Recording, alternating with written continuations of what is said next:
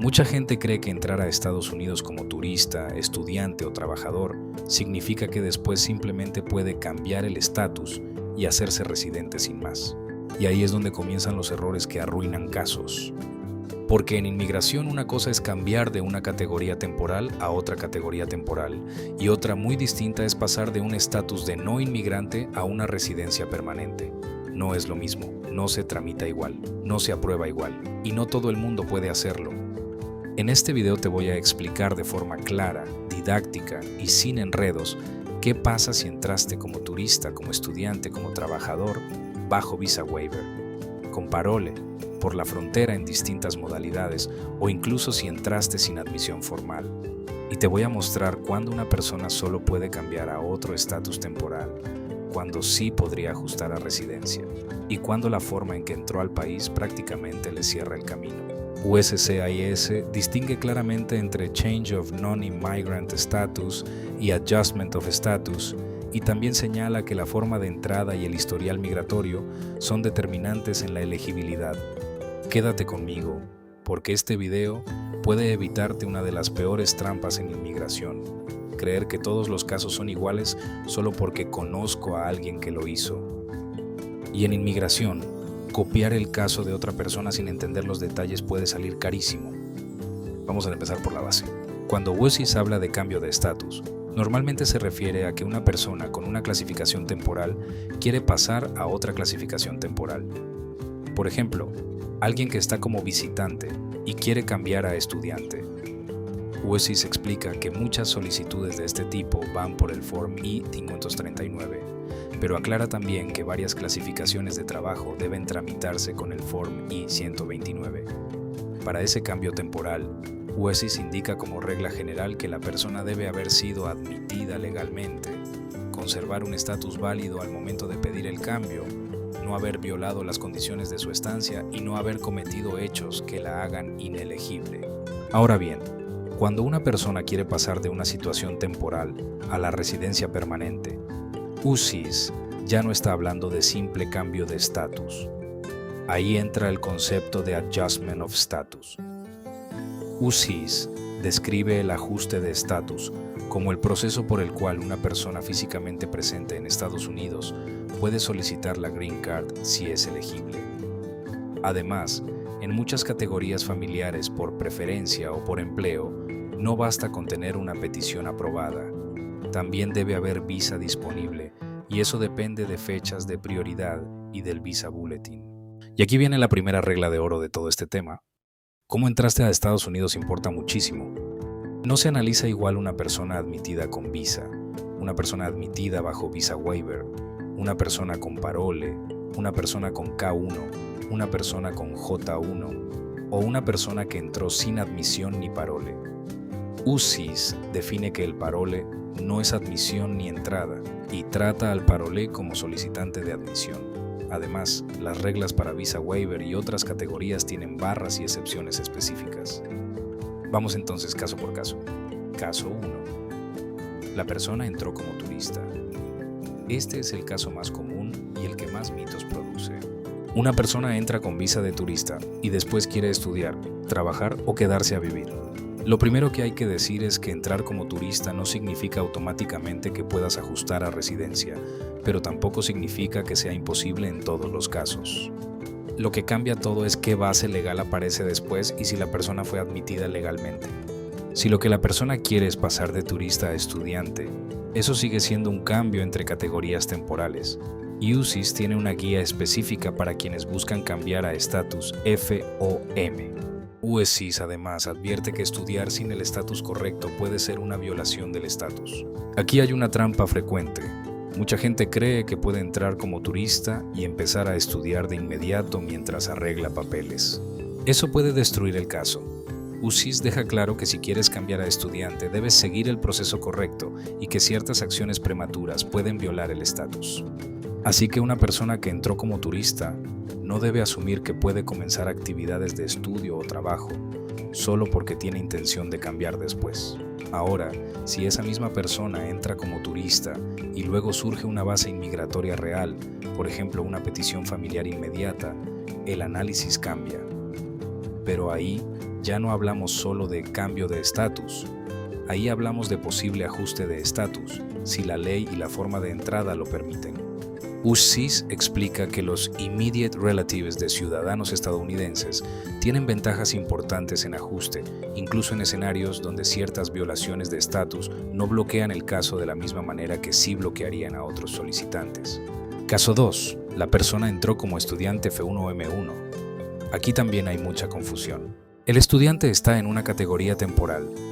USCIS explica que para obtener y mantener esas categorías existe la expectativa de un propósito temporal y de cumplir con las reglas del estatus. Eso quiere decir que ser estudiante no te convierte por sí solo en candidato automático a residencia. Para llegar a residencia necesitas una base aparte, familiar, laboral u otra categoría elegible. Ahora, dentro del mundo estudiantil, hay detalles muy importantes. USCIS indica que una persona que quiere cambiar a estatus F o M normalmente debe usar el proceso correspondiente y que un M1 no puede cambiar a F1 dentro de Estados Unidos. Esa es una de esas reglas que mucha gente no conoce y que cambia el caso por completo. También pasa algo más. Muchos estudiantes creen que, por tener un historial limpio, cualquier futura residencia será simple. No necesariamente. Si dejaron caer el estatus, si trabajaron sin autorización o si hicieron algo que violó las condiciones de su visa, eso puede afectar después un ajuste, especialmente en rutas basadas en empleo o en categorías donde mantener estatus importa mucho. USCIS explica que ciertos solicitantes pueden quedar barred from adjustment cuando están en unlawful immigration status al momento de presentar. Caso 3. ¿La persona entró como trabajador temporal? Aquí el panorama puede ser más favorable en algunos casos, pero no por eso simple.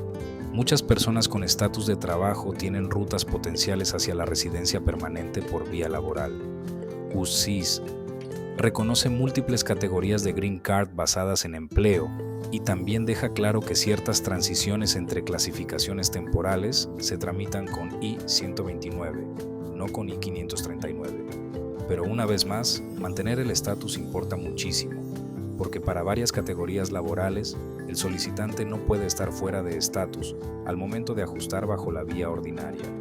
Dicho en palabras simples, un trabajador temporal puede tener una ruta real hacia residencia, pero si deja vencer su estatus o viola sus condiciones, puede dañar seriamente esa posibilidad. Caso 4. La persona entró bajo Visa Waiver Program.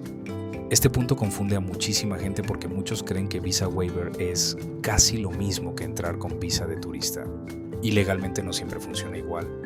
USCIS señala en su policy manual que los entrantes bajo Visa Waiver están, en términos generales, barred from adjustment of status.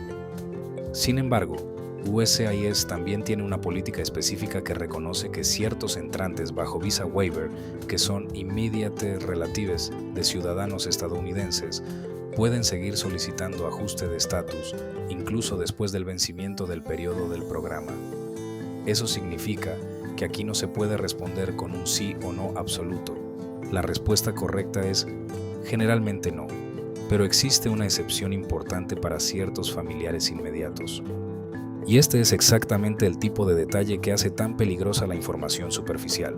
Porque una persona escucha, mi amiga ajustó con Visa Waiver y cree que todo el mundo puede hacerlo. No, depende muchísimo del tipo de relación, de la categoría y del resto del historial. Caso 5. La persona entró con parol o por la frontera bajo alguna modalidad de parole.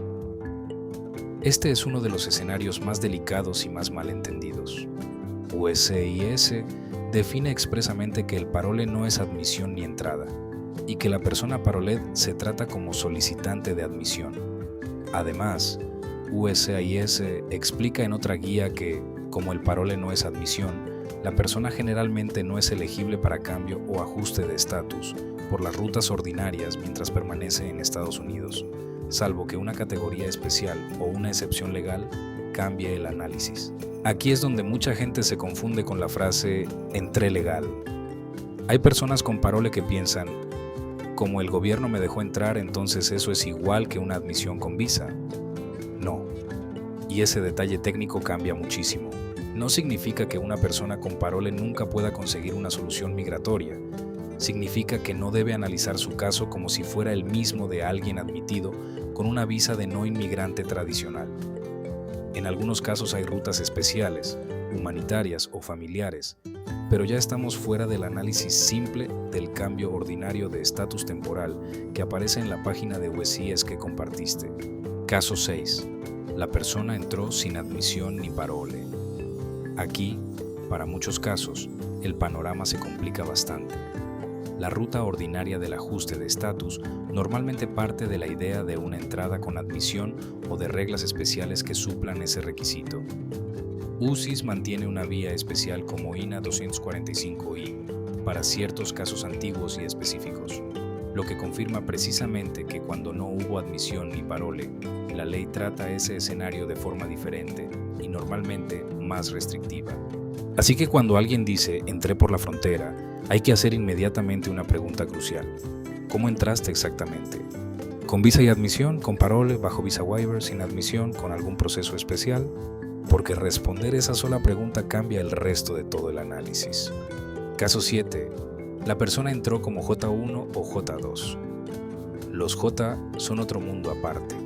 USCIS explica que ciertos visitantes de intercambio, J1 y J2, están sujetos al requisito de 2 años de residencia en el extranjero.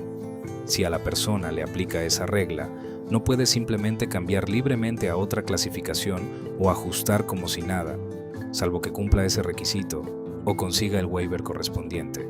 Por eso, antes de analizar un caso J, hay que verificar si la persona está sujeta a esa obligación de 2 años. Y este es otro error muy común, ver que alguien tiene visa y asumir que todas las visas temporales funcionan igual. No funcionan igual. Caso 8. La persona entró como prometido K1. El K1 tampoco es una visa genérica para luego escoger cualquier camino. USCIS explica que quien entra con visa K1 debe casarse con el ciudadano estadounidense peticionario dentro de 90 días, y esa ruta tiene un carril específico hacia la residencia basado en esa relación. En otras palabras, el K1 no es entré y luego veo qué hago. Es una clasificación creada con un propósito muy concreto. Y aquí quiero hacer una pausa rápida. Si este video te está ayudando a entender algo que casi nadie explica bien en español, deja tu like ahora mismo y suscríbete a Vida de Inmigrante, porque este canal no está hecho para repetir titulares vacíos, sino para explicarte lo que de verdad cambia un caso migratorio. Además, déjame en los comentarios cuál de estos casos te gustaría que haga en un video aparte: turista, frontera, parole, visa waiver, estudiante o matrimonio. Seguimos. Ahora vamos a otro punto que confunde muchísimo: la diferencia entre tener una petición y poder ajustar dentro de Estados Unidos. No es lo mismo. Hay personas que creen que porque ya alguien les presentó una petición familiar o laboral, automáticamente ya pueden meter residencia dentro del país. Y no siempre. USCIS explica que el ajuste de estatus requiere no solo elegibilidad en la categoría, sino en muchos casos una visa disponible, especialmente para categorías familiares por preferencia y categorías de empleo.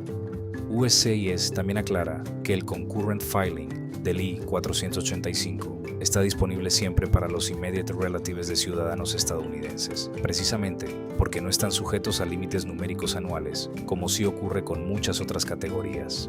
Eso significa que no es lo mismo analizar a el esposo de una ciudadana estadounidense que a un hermano pedido por un ciudadano, que a un trabajador patrocinado por empresa, que a alguien con una categoría de empleo con larga espera. Todos esos escenarios se mueven distinto. Y aquí viene otra regla de oro: mantener estatus importa, aunque no siempre de la misma manera para todos. USCIS señala que ciertas barras de ajuste aplican a personas en unlawful status o con violaciones de estatus, pero también explica que en algunas categorías, como ciertos familiares inmediatos, algunas de esas barras no aplican igual.